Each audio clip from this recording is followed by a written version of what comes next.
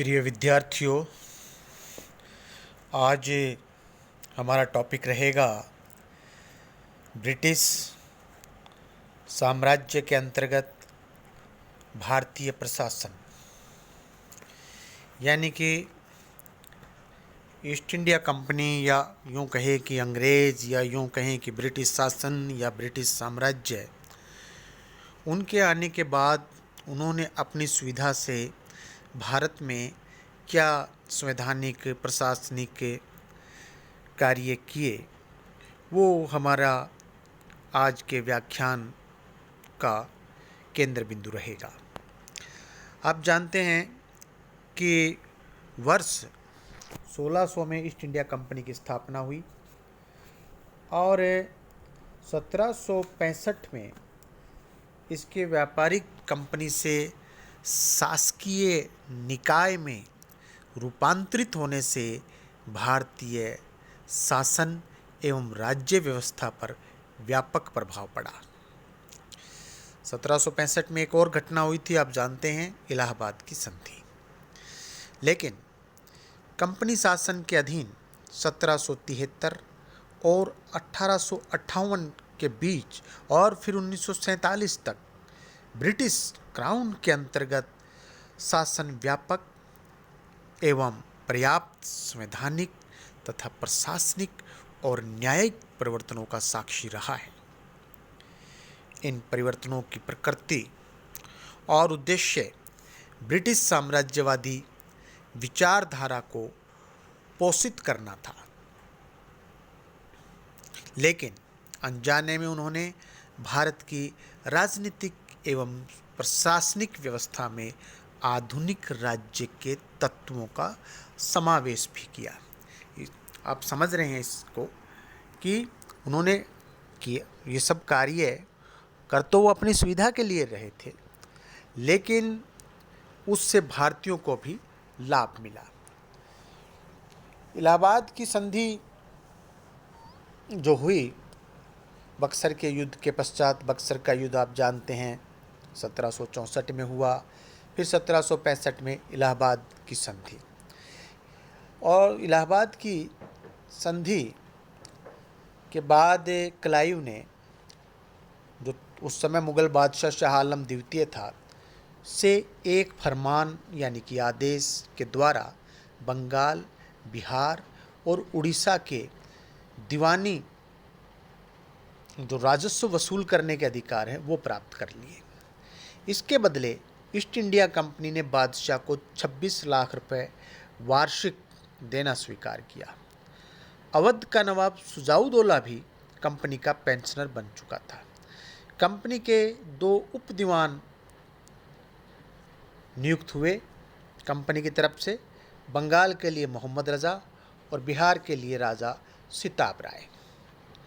ये 1765 के बाद कुछ जो बातें विशेष रहीं, जिनका प्रभाव प्रशासनिक और उन कार्यों की दृष्टि से हम पढ़ रहे हैं।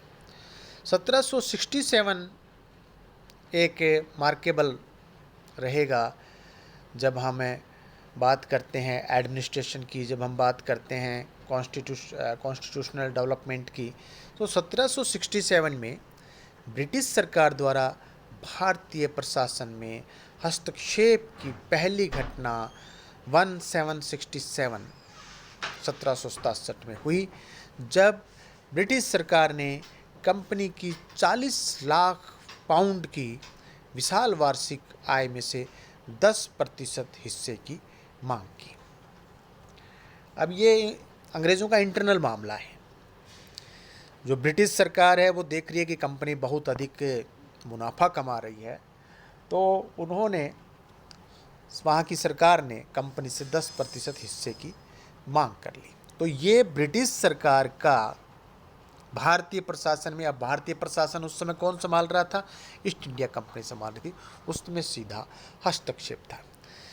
अब 1765 से 1772 तक का जो कालखंड है, इसमें दोहरी शासन प्रणाली अस्तित्व में रही, जिसमें कंपनी की दीवानी तथा नवाब के जो है वो नाज़मी, यानी वो जो आपस में उत्तरदायित्व है वो आपस में इन्होंने बांट लिए, दीवान और नाजिम, दीवानी और फौजदारी। अब कंपनी पर भूमि का सीमा शुल्क इत्यादि वसूलने की जिम्मेदारी थी। इस व्यवस्था में कंपनी के पास वास्तविक अधिकार थे, परंतु उसका कोई दायित्व नहीं था, जबकि इसके भारतीय प्रतिनिधियों, जो कि इनके हमने उप दीवान के नाम से मोहम्मद रजा खान, सिताब राय की बात की है, को सभी अधिकार थे, लेकिन उनकी कोई जिम्मेदारी नहीं थी। ये है तो भारतीय, लेकिन रिप्रेजेंट कर रहे हैं ईस्ट इंडिया कंपनी को, अधिकार सब हैं, जिम्मेदारी कुछ नहीं। यह व्यवस्था 7 वर्षों तक जारी रही।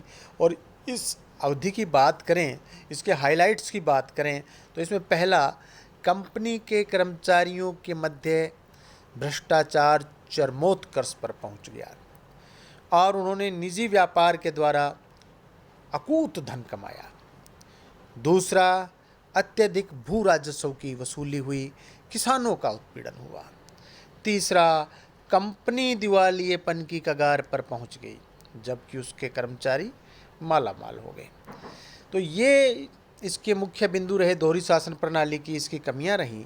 इस बीच ब्रिटिश सरकार ने कंपनी के मामलों में कुछ कानून बनाने का निश्चय किया, जिसके फलस्वरूप रेगुलेटिंग एक्ट हमारे सामने आया।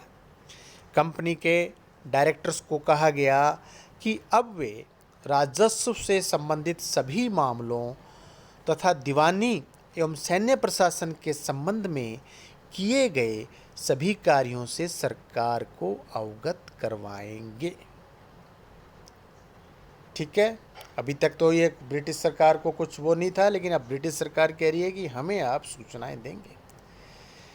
तो अब जो ब्रिटिशर्स ने, यानी कि सरकार ने रेगुलेटिंग एक्ट के माध्यम से जो कुछ किया, उसकी यदि हम हाइलाइट्स की बात करें, तो अब 500 पाउंड के जो शेयर होल्डर थे, उसके स्थान पर 1000 के शेयर होल्डर्स को संचालक चुनने का अधिकार दिया गया।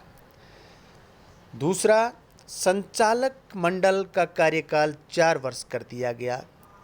प्रतिवर्ष उसमें से 1/4 सदस्यों के स्थान पर नए सदस्यों के निर्वाचन की पद्धति अपनाई गई।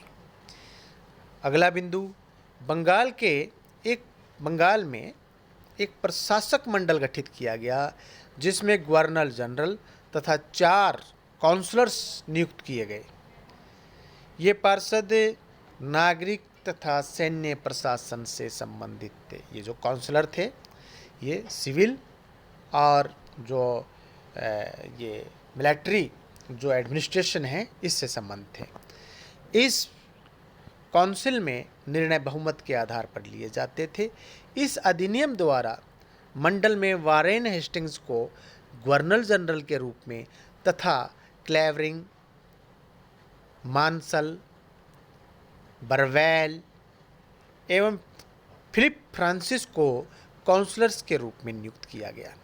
इन सभी का कार्यकाल 5 वर्ष का रखा गया तथा कोर्ट ऑफ डायरेक्टर की सिफारिश पर केवल ब्रिटिश सम्राट द्वारा ही इन्हें हटाए जा सकने का प्रावधान किया गया। सीधा सम्राट ही हटा सकता था उनकी रिकमेंडेशन पर। नेक्स्ट, बंगाल के गवर्नर को अब समस्त अंग्रेजी क्षेत्रों का गवर्नर कहा गया। महत्वपूर्ण बात है। सपरिषद गवर्नर जनरल को बंगाल में फोर्ट विलियम की प्रेसिडेंसी में असैनिक तथा सैनिक शासन का अधिकार दिया गया।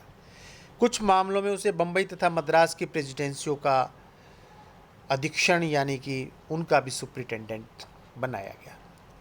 इस अधिनियम द्वारा बंगाल में 1774 में एक सुप्रीम कोर्ट की स्थापना की गई। कंपनी के सभी कार्यकर्ता इसके न्याय क्षेत्र में कर दिए गए। इस न्यायालय को प्राथमिक तथा अपील के अधिकार की अनुमति थी। इस न्यायालय में एक मुख्य न्यायाधीश तथा 3 न्यायाधीश थे।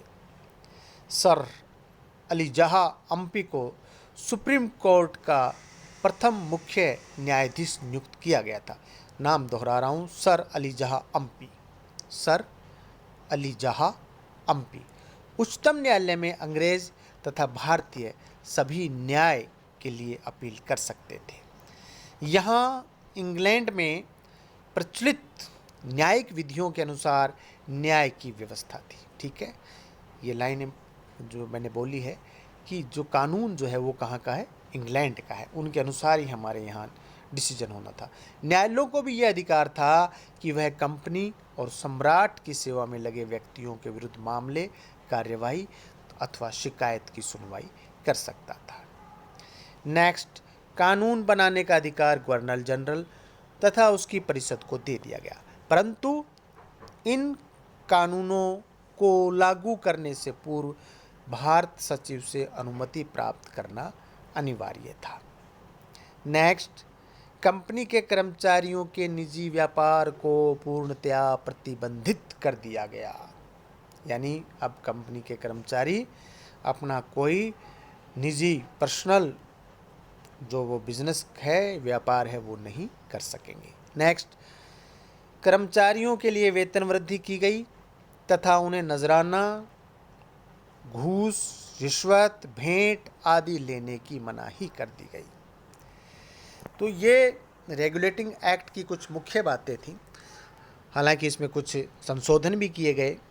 संशोधन एक तो यह किया गया कि कलकत्ता स्थित उच्चतम न्यायालय के न्याय क्षेत्र को डिफाइन किया गया ताकि बात स्पष्ट हो जाए।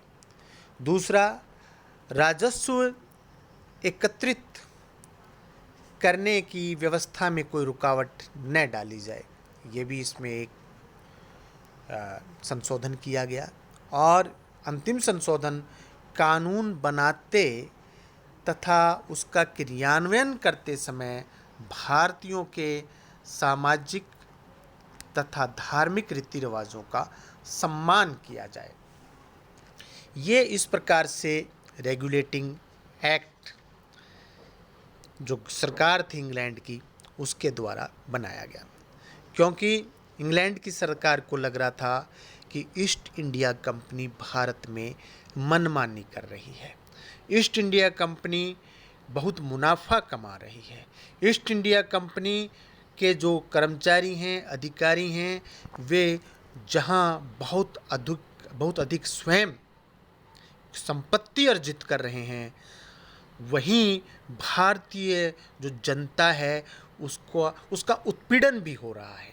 तो ब्रिटिश सरकार कंपनी को इतना लाभ कमाते हुए देख रही है, अब वो चाह रही है कि हमें भी लाभ का हिस्सा मिले, और जो कंपनी के कर्मचारी हैं, अधिकारी हैं, उनका जो इतना एक स्वच्छंद बिहेवियर है उसको कंट्रोल करना चाह रही है, ताकि भारत में जो लोग हैं, भारत के जो वहाँ के निवासी हैं, वहाँ के किसान हैं, वो बहुत ज़्यादा जो उनका उत्पीड़न हुआ है, शोषण हुआ है, वो एक डैमेज कंट्रोल करने की भी यहाँ पर यूँ कहा जाए कि ब्रिटिश गवर्नमेंट की एक कोशिश है। वरना कंपनी यहाँ पर 1600 में आ गई थी, 1600 से लेकर के 1765, और उसके बाद भी यदि हम देखते हैं 1773 जबकि रेगुलेटिंग एक्ट आया, ये 173 साल का समय, यानी पौने 2 शताब्दी, लगभग 2 शताब्दियों का यह समय ब्रिटिश सरकार ने ईस्ट इंडिया कंपनी के क्रियाकलापों के अंदर कोई दखल नहीं दिया। लेकिन जब ब्रिटिश सरकार के कानों तक ईस्ट इंडिया कंपनी की खबरें पहुंचने लगी, ईस्ट इंडिया कंपनी के लोगों के ठाठ बाट देख करके, कर्मचारियों के ठाठ बाट देख करके जो ब्रिटिश सरकार में जो लोग बैठे थे, और उन तक यह समाचार भी पहुंच रहे थे कि किस प्रकार से ये भारत में वहाँ पर इन्होंने एक प्रकार का यूँ कहे कि तांडव चल रहा है, तो वो एक तो उनके ऊपर शिकंजा कसना, उनको रेगुलेट करना, उन पर नियंत्रण स्थापित करना, और दूसरा भारतीयों पर कुछ मरहम लगाने का जो प्रयास है वो ब्रिटिश सरकार के द्वारा रेगुलेटिंग एक्ट के माध्यम से हुआ है। धन्यवाद। शेष अगले व्याख्यान में।